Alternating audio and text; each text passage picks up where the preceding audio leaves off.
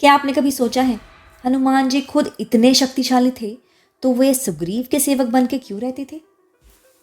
जब हनुमान जी ने ज्ञान अर्जित करने के बाद अपने गुरु सूर्यदेव से गुरु दक्षिणा की बात कही, तब सूर्यदेव जी ने हनुमान जी को उनके वानर पुत्र सुग्रीव का ध्यान रखने को कहा था।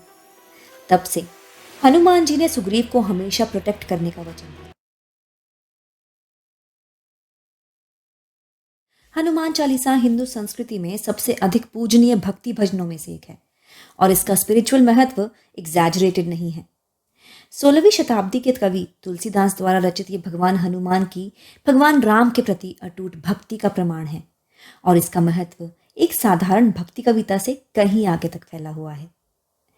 जैसा कि हमने अपनी पिछली वीडियो में जाना कि पहली कुछ चौपाइयों में हमें अजय भगवान हनुमान से परिचित कराया जाता है, जो भक्ति, शक्ति और ज्ञान के अवतार हैं। ये शुरुआती छंद भगवान राम के प्रति हनुमान की अटूट प्रतिबद्धता और एडवर्स सिचुएशंस में उनके अडिग संकल्प पर जोर देते हैं। दूसरी चौपाई हनुमान के चरित्र के सार को खूबसूरती से समेटती है, उन्हें ज्ञान और सद्गुणों के सागर के रूप में चित्रित करती है। तीसरी चौपाई हमें हनुमान की असाधारण शारीरिक शक्ति, चपलता और बहादुरी के माध्यम से यात्रा पर ले जाती है, जो एक शक्तिशाली योद्धा और रक्षक के रूप में उनकी भूमिका को प्रदर्शित करती है। जैसे जैसे हम हनुमान चालीसा में गहराई से उतरते हैं, हम इन शुरुआती छंदों के सिग्निफिकेंस को समझना शुरू करते हैं, जो भक्ति, शक्ति और निस्वार्थ सेवा को सिग्निफाई करते हैं। ये हनुमान के निस्वार्थता और अपने प्रिय भगवान के लाभ के लिए अपने अहंकार और इच्छाओं को अलग रखने की उनके क्षमता को दर्शाता है। पूरे हनुमान चालीसा में सबसे शक्तिशाली चौपाइयों में से एक है 5वीं चौपाई, प्रभु चरित्र सुनिबे को रसिया, जो हनुमान चालीसा के सार को खूबसूरती से व्यक्त करती है। ये श्लोक भक्ति की परिवर्तनकारी शक्ति का प्रमाण है, जो हमारे जीवन पर भगवान राम के आशीर्वाद के गहन प्रभाव को उजागर करता है। ये एक पॉइंट रिमाइंडर है कि सच्ची भक्ति सबसे बड़ी चुनौतियों को भी पार कर सकती है और विश्वास और दृढ़ता के साथ हम किसी भी बाधा को पार कर सकते हैं। तो चलिए जानते हैं आगे की 14 और चौपाइयों के पीछे की स्टोरीज और मीनिंग। यम कुबेर दिग्पाल जहांते, कवि कोविद कही सके कहाते, तुम उपकार सुग्रीव ही कीना, राम मिलाए राजपत दीना। अर्थात यम मृत्यु के देवता, कुबेर धन के देवता, दिग्पाल संरक्षक देवता, कवि और विद्वान आपकी महिमा का पूर्ण वर्णन नहीं कर पाए हैं। आपने सुग्रीव की बहुत सहायता की, आपने सुग्रीव को श्री राम से मिलवाया और इस तरह उसका राज्य उसे वापस दिलवाया। क्या आपको पता है हनुमान जी ने रावण से यमदेव, कुबेर आदि देवताओं की हार का बदला लिया था? जब हनुमान जी ने लंका को जलाया था, तब एक तरह से उन्होंने उन सभी देवताओं की हार का रिवंज लिया था रावण से। इसीलिए तुलसीदास जी ने लिखा कि सभी देव इतने हर्षित थे कि वे कभी हनुमान जी की ग्लोरीज को पूरी तरह से व्यक्त ही नहीं कर पाए। क्या आपने कभी सोचा है हनुमान जी खुद इतने शक्तिशाली थे तो वे सुग्रीव के सेवक बन के क्यों रहते थे? जब हनुमान जी ने ज्ञान अर्जित करने के बाद अपने गुरु सूर्यदेव से गुरु दक्षिणा की बात कही, तब सूर्यदेव जी ने हनुमान जी को उनके वानर पुत्र सुग्रीव का ध्यान रखने को कहा था।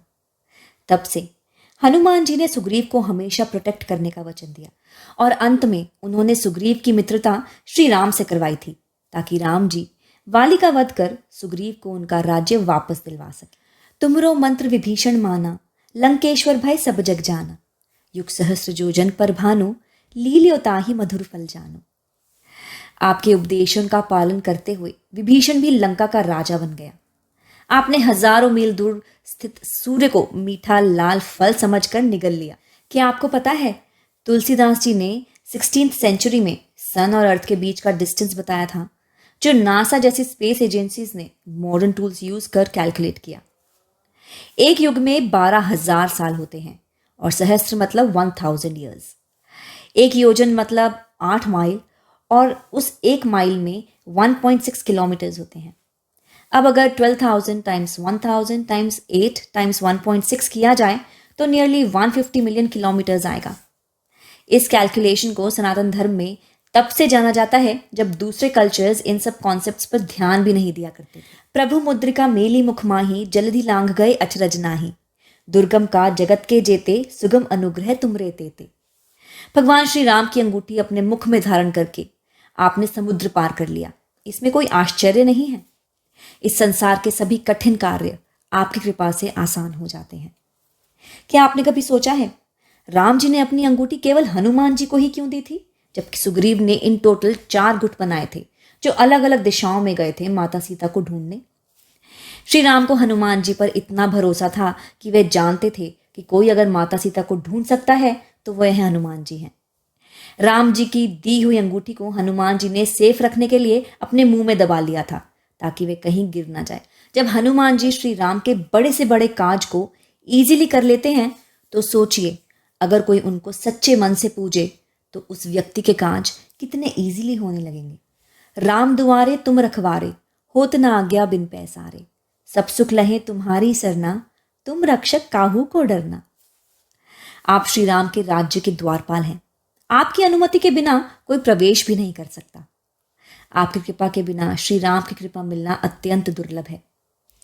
जो आपकी शरण में आते हैं वे सभी सुखों का आनंद लेते हैं। यदि आप रक्षक हैं तो डरने की क्या बात है। हनुमान जी ने कितने ही राक्षसों को यानी नेगेटिव फोर्सेस को कभी अपनी शक्ति और कभी अपनी युक्ति से पराजित कर हमेशा विजयी हुए। हनुमान जी की शरण में जो भी जाता है उसे किसी भी चीज से डरने की जरूरत नहीं, क्योंकि स्वयं हनुमान जी उसके रक्षक बन जाते हैं। आपन तेज सम्हारो वापे, तीनों लोग हाँकते कांपे, भूत पिशाच निकट नहीं आवे, महावीर जब नाम सुनावे। आप ही अपनी महान ऊर्जा को नियंत्रित कर सकते हैं। जब आप दहाड़ते हैं तो तीनों लोग कांप उठते हैं। भूत और बुरी आत्माएं पास नहीं आएंगी जब कोई महावीर हनुमान जी का नाम लेता है। क्या आपको शनिदेव और हनुमान जी के बीच हुए युद्ध के बारे में पता है? एक बार हनुमान जी राम नाम में लीन थे तो शनिदेव जी उन्हें चैलेंज करने लगे युद्ध के लिए। पहले तो हनुमान जी ने उन्हें काफी इग्नोर किया, परंतु अंत में उन्होंने चैलेंज एक्सेप्ट कर लिया। इस युद्ध में हनुमान जी ने शनिदेव जी को परास्त कर दिया। इसके बाद शनिदेव जी ने हनुमान जी को वरदान दिया कि जो भी व्यक्ति आपकी पूजा करेगा उसे शनिदेव जी कभी परेशान नहीं करेंगे। इस कहानी का तात्पर्य यह है कि हनुमान जी ने अपने अंदर असीम तेज समाये हुआ है जिसे वे ही संभाल सकते हैं। अगर वह शक्ति बाहर आए तो तीनों लोग कांप उठते हैं। एक बार तुलसीदास जी जंगल में सुबह स्नान के लिए गए। वे रोज एक घड़ा लेकर जाते थे। वापस लौटने पर वे बचे हुए पानी को एक पेड़ पर चढ़ाते थे। उस पेड़ पर एक प्रेत रहता था। तुलसीदास जी के कृत्य से उस प्रेत की प्यास बुझ गई तो वह तुलसीदास जी के सामने प्रकट हुआ और उन्हें वरदान दिया। तुलसीदास जी ने कहा कि वे अपनी आंखों से राम को देखना चाहते हैं, जिस पर प्रेत ने जवाब दिया कि यह उसके बस की बात नहीं है। हालांकि प्रेत ने कहा कि वे तुलसीदास जी को राम के बहुत खास भक्त के पास ले जा सकते हैं तो तुलसीदास जी को मांगा गया वरदान दे सकता है। तुलसीदास जी ने कहा हनुमान, तो प्रेत अचानक डर के गायब हो गया। तुलसीदास जी आगे बढ़े तो वह फिर आया और कहा, हाँ उसी से जिसका तुमने नाम लिया, परंतु मेरे समक्ष उनका नाम मत लेना, मुझे डर लगता है। इसीलिए तुलसीदास जी ने लिखा, भूत पिशाच निकट नहीं आवे, महावीर जब नाम सुनावे। नाशे रोग हरे सब पीड़ा, जपत निरंतर हनुमत बीरा। संकट ते हनुमान छुड़ावे, मन क्रम वचन ध्यान जुलावे। आप रोगों का नाश करते हैं और सभी दुखों को दूर करते हैं। जब कोई लगातार आपका नाम जपता है, हनुमान जी कठिनाइयों से मुक्त करते हैं। जब कोई मन, क्रम और शब्दों के साथ उनका ध्यान करता है, जब कोई सच्चे मन से हनुमान जी का ध्यान धरता है, हनुमान जी उसे हर दुख, हर संकट से उबार लेते हैं। तभी उन्हें संकट मोचन भी कहा जाता है। सब पर राम तपस्वी राजा, तिनके गाज सगल तुम साजा। और मनोरथ जो कोई लावे, सोई अमित जीवन फल पावे। श्री राम तपस्वियों, तपस्या में लगे भक्तों के राजा हैं और आप हनुमान एक रखवाले के रूप में श्री राम के सभी कार्यों को पूरा करते हैं। भक्तों की इच्छाओं का उन्हें अंततः जीवन में सर्वोच्च फल मिलता है। ऐसा माना जाता है कि जो भी भक्त पूरी निष्ठा से, पूरे मन से हनुमान जी की भक्ति करता है, उसकी हर मनोकामना उसके मांगने से पहले ही हनुमान जी समझ जाते हैं और जब सही टाइम आता है तब इतना देते हैं जितना उसने सोचा भी नहीं होता। जो सच्चे मन से हनुमान जी की भक्ति में लीन होते हैं, उन पर प्रभु इतनी कृपा करते हैं जितना वे व्यक्ति सोच भी नहीं सकता। हनुमान चालीसा सिर्फ एक भक्ति भजन से कहीं ज्यादा है। ये एक स्पिरिचुअल रोड मैप है जो हमें सेल्फ रियलाइजेशन और स्पिरिचुअल ग्रोथ की ओर हमारी जर्नी को गाइड करता है। हनुमान चालीसा के ज्ञान को अपनाकर हम इसके प्रोफाउंड सिग्निफिकेंस को समझ सकते हैं। इसकी टाइमलेस टीचिंग्स को अपने जीवन में विश्वास, रिजिलियंस और स्पिरिचुअल अवेकनिंग को इंस्पायर करने के लिए अलाउ कर सकते हैं। Hanuman चालीसा's central themes of devotion, strength, and selfless service serve as a powerful reminder of the importance of cultivating a deeper connection with the divine. So, what are your thoughts on Hanuman Chalisa? Share your insights and experiences in the comments below. If you are looking for more spiritual insights and exploration of Hindu scripture, be sure to subscribe and check out my other videos. See you in my next video. Toodles.